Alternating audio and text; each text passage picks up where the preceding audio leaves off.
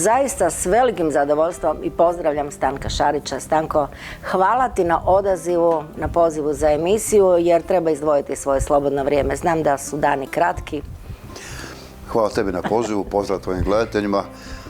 Zaista sam već dugo vremena odgađao naš susret i to nije bilo s moje strane pristojno ni lijepo prema takvoj dami koja se tako puno trudi s tom našom narodnom glazbom. I dakle, evo, danas mi je drago da sam uspio doći i nadam se da ću imati nekoliko lijepih minuta, jer koliko već dugo ne znam. Pa, nadam se da ću uspjeti prerešetati ono što sam zamislila za danas. Ako nešto ostane, to ćemo za sljedeći puta. Evo, odmah i na početku u ime izdavačke kuće Croatia Records i mog snimatelja i nas, ekipe koja smo danas u toj emisiji, čestitamo ti na ovogodišnjem Porinu. Bilo je zaista lijepo te vidjeti kada si primao Porina i naravno kada si otpjevao. Dobiti Porina za album Treba znati. Mislim da je to bila ova čarobna 2022. za tebe. Pa mogu to i tako shvatiti.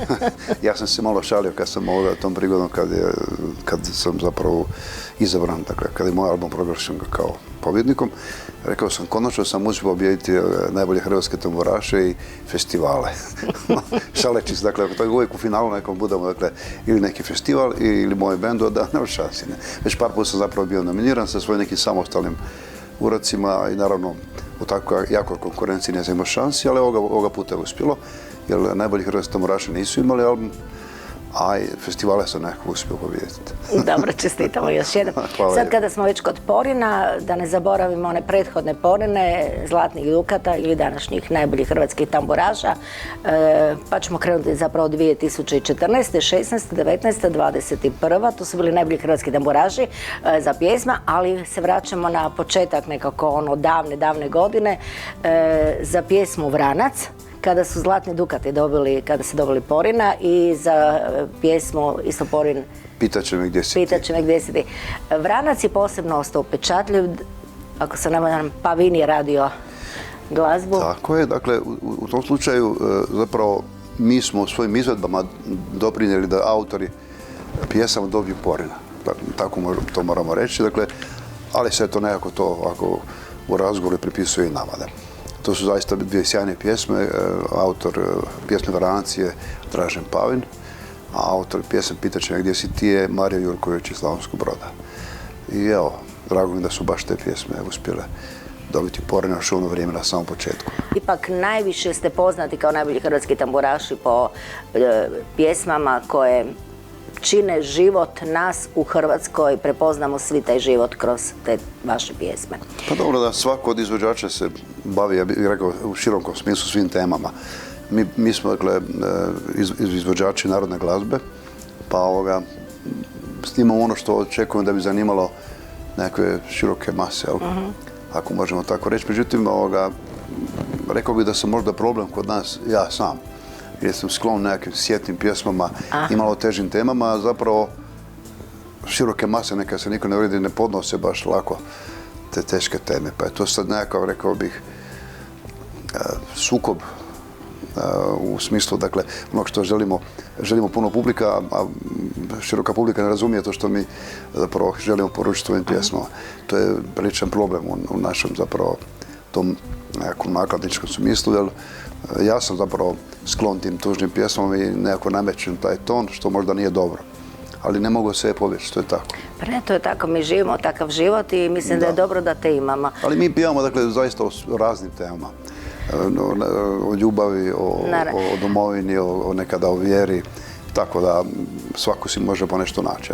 Dobro, kao Zlatni Dukati, malo smo još u onim davnim godinama, 86. 7. i tako dalje, krenuli ste nekako i ajde u taj svoj glazbeni svijet, ali onda ste otišli u Sjedinjene Američke Države i čini mi se rodila se ideja da upravo radite nešto novo, da ponudite hrvatskom narodu domoljubne pjesme. Da, to je bilo dakle daleko 89. godine, mi smo tada već u Hrvatskoj objavili dva, mislim, dugo svirajuća albuma. Išli smo na neku turneju u organizaciji Hrvatske bratske zajednice.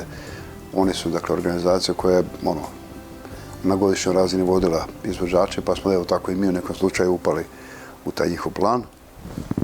I mi smo onako tamo išli kao već malo umišljene zvijezde, kao imamo 2 albuma i sad dolazimo tamo i mi prvi nastup mi je bilo negdje u Kanadi, u Montrealu i mislim da to je onak lijepi prostor, ona dvorana, ne? I mi smo svirali te svoje pjesme, svojih ploča, međutim to nije značilo njima ništa. Ljudi su to pristojno slušali, pljeskali, ali pjesme su totalno nepoznate. Ne? I ne znam kako, nakon neke pauze, pardon, neko se dosjetio da osviramo pjesmu Slavonci smo i Hrvati pravi. To je prekrenulo cijelu tu našu turneju. Eto. Ljudi su odmah skočili noge, to... I tako? Onda nama nije bilo ništa jasno. Ne? Ja sam tada imao 30 godina, nisam ja kužio što sad to znači njima. Joj, kad su oni u pauzi, pa to je sjajno, pa u Hrvatskoj, pa što vi sad, ja nisam zaista razumio probleme i politiku, sam pitao, pa što sad vi mislim, govorite o Hrvatskoj, što se otišli iz Hrvatske, ne? Ja sam to tako gledao. Naivno nisam razumio problem, iako sam bio prilično star. To je moja nekakva, rekao bi, greška, što nisam kužio te politike. Pa mlad si bio i nisi nikad razumio. Ne, same toga, zapravo pomalo me, ne prilično me sram toga, ali kad uzmem sve okolnosti, onda zapravo razumijem zašto nisam znao ništa o tome i o mnogim drugim temama koje su kasnije došle. I nisu se smjeli pričati te teme? Tako je, da. Na toj turneji, dakle, koja je trajala 40 dana, mi smo zapravo uvodili nove pjesme koje smo sjećali. Počeli smo izvoditi pjesmu Bilo je Lebita, pa smo se sjetili pjesme ono koje smo mi malo prepravili, one Hrvati Hrvatska zove. To je bilo totalni preokret. To su ljudi čekali kad ćemo doći. Ono što je znakovito za tebe i za sam bend Zlatne Dukate, danas najbolji hrvatski tamburaš, je 1991. godina je bila, ja bih rekla, i naravno ta prelomna teška godina. Tada ste izdali svoj album U meni Hrvatska, ili tako nekako bilo, i tu je zapravo bilo počelo, ja bih rekla, narod je prepoznao kroz pjesmu što znači život u Hrvatskoj. A upravo kroz sve te pjesme, ako se ne varam, i mislim da sam sigurno o tome, ohrabrivali ste naše nenaoružane ljude u Hrvatskoj koji su branili Hrvatsku. Bilo je to teško vrijeme, ali hvala za te sve pjesme. Pa evo, hvala tebi što to govoriš. Mi naravno toga nismo bili svjesni. Ono što je zanimljivo reći, dakle, ovaj album koji držiš u ruci, ne ovaj, nego onaj koji, dakle, ovo je sad jedan remake zapravo koji se napravio, ali se zvao također Hrvatska pjesmarica. Mi smo objavili 89. godine točno na Badnjak. To je bilo vrlo čudno za to vrijeme. Tada još nisu bile osnovane političke stranke, možda samo jedna, mislim HSLS i tako. HDZ imao svoj prvi sabor u veljači 90. I mi smo, dakle, pjesmu s tog albuma izvodili godinu dana, cijelu 90. godinu, diljem Hrvatske i tako, ne. I to je se proteklo u nekoj atmosferi, ljudi su pitali, čekaj, to smije ili ne smije, onako. Dosta su ljudi bili još to vrijeme neodlučni, pitali se je to uopće dopušteno, zapravo to niko nije znao. Nije to bilo, recimo, događale situacije da smo za prvi dan državnosti, to je bilo, ako neće vidjeti, već 1991. Mi smo imali jednu svirku u Hrnetiću, mislim, kod Karlovca, onaka neka vatrogasna zabava i mi smo izvodili pjesmu s ovog albuma i da bi, ne znam, ponedjeljak ujutro osvano večernjak u Karlovcu koji je imao naslov Krvavi ustaški pir koji su plesali organizatori, a svirali Zlatne Dukate. Ja se nisam mogao načuti tome. Znači, ne znajući ništa o politici, o odnosima snaga, ja sam se čudio, mislio, on ima svoju državu. Što je problem, što je problem, ne? A Černjak je takav naslov, je strašno, ne? Nažalost, baš ti godina prije samog Domovinskog rata i sjećam se toga i pamtim te dane, nije se baš puštalo u medijima i bile su zabranjivane pjesme Ustani, Bane, Oj ti Vilo, Velebita, Marijane, Živjela Hrvatska i tako dalje. I ono što je znakovito, opet ponavljam, ta ratna vremena su činila, evo i ovaj CD, ta Hrvatska pjesmarica, nisam ni znala da su te pjesme tu. Toliko se snažni i ostavili ste, evo, jedan, da kažem, pečat koji danas trebamo čuvati svi mi, baš kroz te pjesme, što je Hrvatska proživjela nekad i da sačuvamo i dalje ljepote Hrvatske kroz pjesme. Da ja, uzevši u obzir okolnosti u kojima živimo, političke i sve skupo utjecaje koje djeluju na sve nas, Mislim da nam je jedno preostalo opet vratiti se u prošlost i sve te vrijednosti o kojima govorimo jednostavno možemo prenositi jedino u krugu obitelji. Jer mediji, uz dužno poštovanje onima koji se na to odvaže, jednostavno to ne žele ili ne smiju, ne znam što je to misli. Dakle, imam osjećaj da to nekav diktat.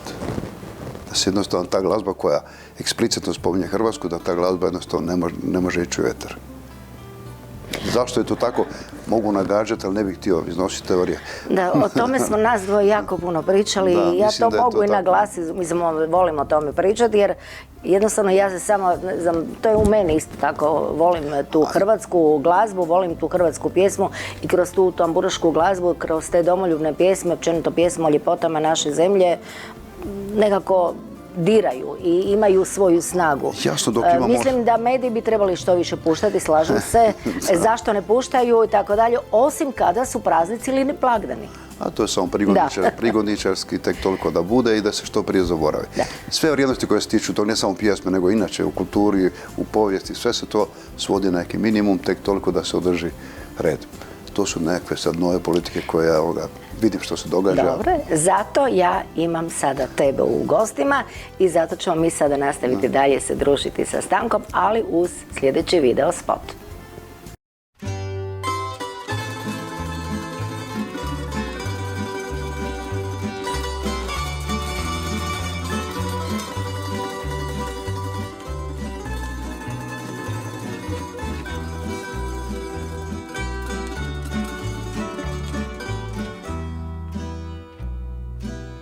Ima jedan grad, od uvijek mi drag, ima jedan hrast slavonski.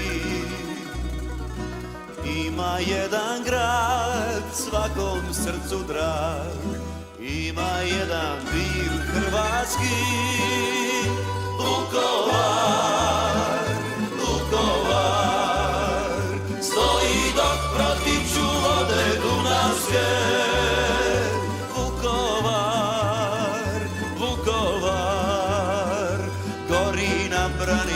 Svoje Hrvatske. Vukovar, Vukovar, stoji dok protiču vode dunavske. Vukovar, Vukovar, gori na braniku svoje Hrvatske.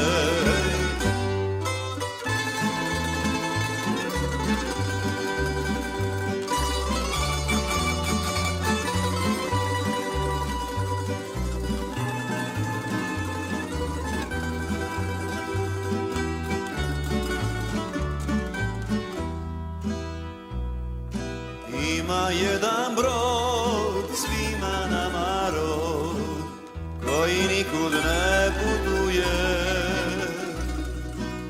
Ima jedan brod i u njemu rod, što zauvijek tu ostaje.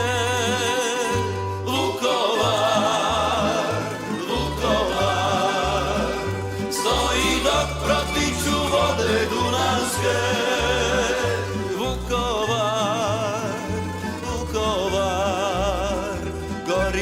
Braniku svoje Hrvatske. Vukovar, Vukovar, stoji dok protiču vode dunavske. Vukovar, Vukovar, gori na braniku svoje Hrvatske. Gori na braniku svoje Hrvatske.